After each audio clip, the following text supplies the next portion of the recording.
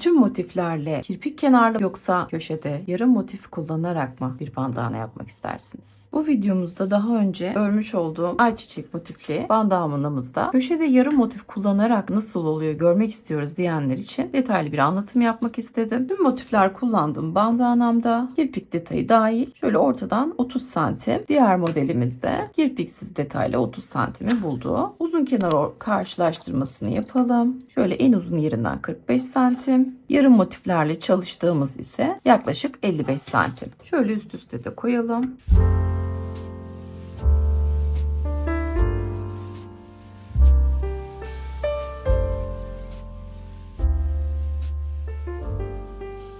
Motifin tam göbeğini yapmak için ipimi çaprazı gördükten sonra sihirli halkanın içerisine ikili trabzanlar yaparak devam ettireceğim. Şöyle kilitliyorum ve 2. Tığımın başını alıyorum. Halkanın içerisinden 2 seferde çekerek ikili trabzanlar yapıyorum. Sayımızı 24'e tamamlayalım. 24'e tamamladıktan sonra çok fazla çekiştirmiyorum. Şu kısa ipi çekerek birazcık sıkıştırıyorum. Şöyle hafif geniş tutuyorum. Bütün motiflerin ortasında aynı genişliği elde etmeye çalışın. Daha hoş bir görüntü olması için. İpimi kesiyorum ve tığdaki ipi çıkartıyorum. Şimdi iğne yardımıyla toparlayacağız. Bakın geriye doğru sayın. 2, 4, 6, 8, 10, 12, 14, 16, 18, 20, 22, 24. Bakın şununla birlikte 24 oluyor. Bu ilmeği atlıyorum. Çünkü ben bu yapacağım işlemde bir ilmek daha oluşturacağım. Bir sonrakinden iğnemi geçiriyorum. Geldiğimin içinden geçiriyorum. Şu arkadakini de tek dalını alıyorum. Bak bu şekilde pürüzsüz geçiş elde ettik. Arkadan da sabitliyorum. Şimdi sarı iple devam edelim. Şimdi herhangi bir ilmekten başlayarak örelim. 1, 2, 3 zincir çekiyorum. Tığımın başına alıyorum. Bir sonraki ilmekten ipimi alıyorum. Bir seferde, 2 seferde ve ikisini bir çekerek başlangıcı tamamlıyorum. 1, 2, 3 zincir. Tığımın başına alıyorum. Bir sonraki ilmekten dikkat edelim buna. Bir seferde, 2 seferde tığı bırakıyoruz. Tığımın başına alıyorum. Bir sonrakinde bir seferde, 2 seferde bakın tığda 3 tane ilmek oldu. Üçünü bir çekiyoruz. 1, 2, 3 zincir. Tığın başına alıyorum. Bir sonraki ilmekten bir seferde, 2 seferde beklet. Bir sonrakinde bir seferde, 2 seferde ve üçünü bir kapatın. 1, 2, 3 zincir. Bütün ilmeklere bir tane yapalım. Toplamda 12 tane olacak. Eğer eliniz örgünüz sıkıysa, sıkı oluyor ve toparlanıyorsa aradaki zincir sayılarını arttırabilirsiniz. Biraz gevşek örmeye çalışalım. Çok sıkı olmasın. Biraz dökümlü bir model olmuş olsun. Tamamladım. İpimi kesiyorum.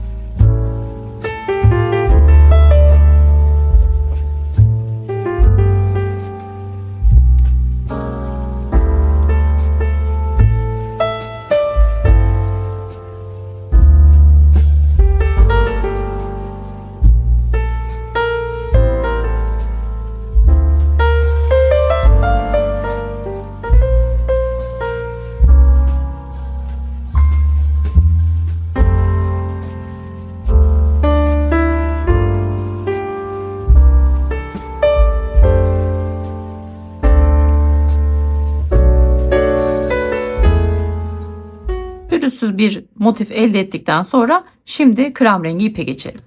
Örgünün herhangi bir boşluğundan tığımla krem rengi ipimi alıyorum. Kilitliyorum. 1, 2 zincir. Tığımın başına alıyorum ve aynı yerden bir seferde, 2 seferde, 2 seferde tığın başına alıyorum. Bir seferde, 2 seferde, 2 seferde. 1, 2, 3 zincir. Şimdi aynı yere 3 tane üçlü trabzan daha örelim. Araya bir zincir, bir sonraki boşluğa geçiyoruz. Bu boşlukta da yine 3 tane üçlü trabzan örüyoruz. Bir zincir, bir sonraki boşluğa yine 3 tane üçlü trabzan örüyoruz. Şimdi bu birinci köşemiz olmuş oldu. Araya 2 tane boşlukta üçerli gruplar ördük. Şimdi bir köşe daha yapacağız. Yine arada bir zincir var. Buraya da 3 tane üçlü trabzan, arasına 3 tane zincir çekip yine bir üçlü trabzan grubu yapacağız. Hepsini aynı boşluğa çalışıyoruz. Şimdi 2 tane köşemizi de yaptık. Yuvarlak motifimizin etrafına yapacağımız örgüyle kareye çevirmiş olacağız. Şimdi yine 2 tane boşluğum var. Aynı işlemi tekrar edeceğim. 1, 2. Burada bir köşe çalışacağız. 1, 2 yapacağız. Bir köşe. 1-2 tane yapıp birleşeceğiz. Tamamladım. İplerini de temizledim. Birleştirmeyi alt sırada yaptığım gibi yaptım. Yalnız birleştirirken aralara bir zincir çektiğimiz için burada zincir çekmeden tekniği uyguladım ve kendisi zaten zinciri oluşturmuş oldu. 1, 2, 3, 4, 5, 6, 7, 8, 9 tane motifimiz var. Şimdi bir köşede beraber yapalım. Sihirli halkanın içerisine bu kez 12 tane ikili trabzan dolduruyoruz. Bakın tam kapatmayacağız. Yarım tutacağız. İpimi bir kilitliyorum ve kesiyorum.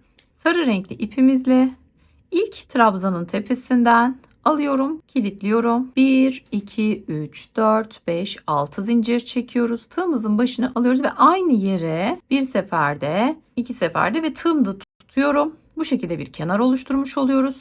Tığın başını alıyorum. Bir sonraki ilmeğin içerisinden üçlü trabzanı yapıp üçünü bir çekerek kapatıyoruz. 1, 2, 3 zincir. Bir sonraki ilmekten tığımda bekletiyorum. Bir sonraki ilmekten tığımda 3 tane ilmeğimi bekletiyorum ve üçünü bir çekiyorum. Şimdi başa kadar tamamlayalım. Sonuncuyu da tamamladık. 1, 2, 3, 4, 5, 6 zincir. Şimdi baş tarafta yaptığımız gibi ilk trabzanın dibine batarak burada sabitliyorum. İplerimizi de içeride saklayacağız. Şimdi krem rengi ipe geçelim. İpimi şöyle kilitliyorum. 1, 2, 3 zincir. Tığın başına alıyorum. 2 tane daha üçlü trabzan yapıyorum. Bir zincir, bir sonrakine atlıyorum. 3 tane üçlü trabzan. Bakın köşemizde de yine aynı şekilde yaptık. Üçlü trabzan grupları örüyorum tekrar ve şimdi köşeyi yapacağız artık. Bir zincir, 3 tane üçlü trabzan, 1, 2, 3 zincir. Aynı yere 3 tane üçlü trabzan daha örüyorum. Şimdi yarıladık. Bakın bir kenarını yaptık. Aynısını diğer tarafa da uyguluyoruz. Yani 1, 2, 3 tane üçlü trabzan grupları örüyoruz. Aralarda bir zincir var. 2 köşe parçası, 8, 9 tane de bütün motifimiz var. Nasıl dizeceğimizi de bir görelim.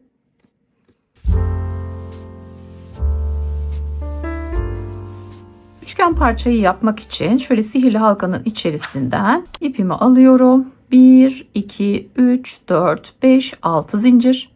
Tığın başına doluyorum. 3 tane arka arkaya üçlü trabzan örüyorum. Şimdi 1, 2 zincir çekiyoruz. 2 tane tığın başına doluyorum.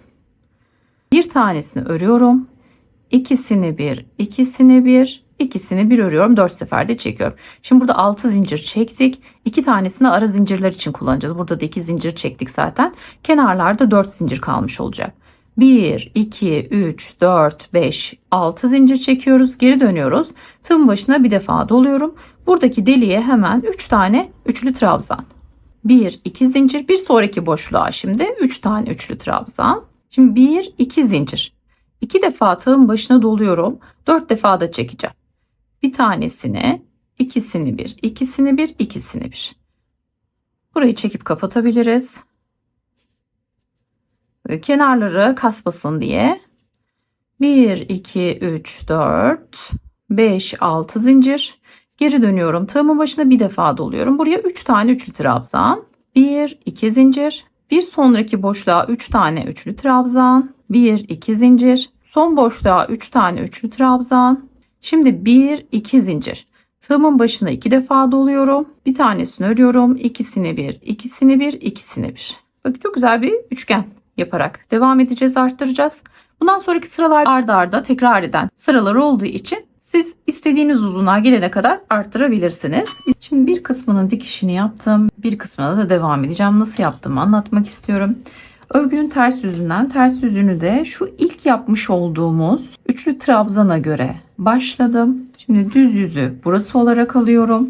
Motiflerimin de düz yüzü öne gelecek. Motiflerimin terslerini şu şekilde yaptım ve buradan tersinden dikişlerini sağladım. Siz nasıl kolayınıza geliyorsa isterseniz bu şekilde dikerek devam edebilirsiniz. Ben önce bütün motifleri birleştirmek istedim. Şimdi şu köşeyi birleştirdim. Orayı göstereceğim size. Buradan birleşimini yaptım. Örüp gelip devam edeceğiz. Buradaki kafesi de buradaki köşeye birleştireceğim ve üzerinden bir sıra gideceğiz.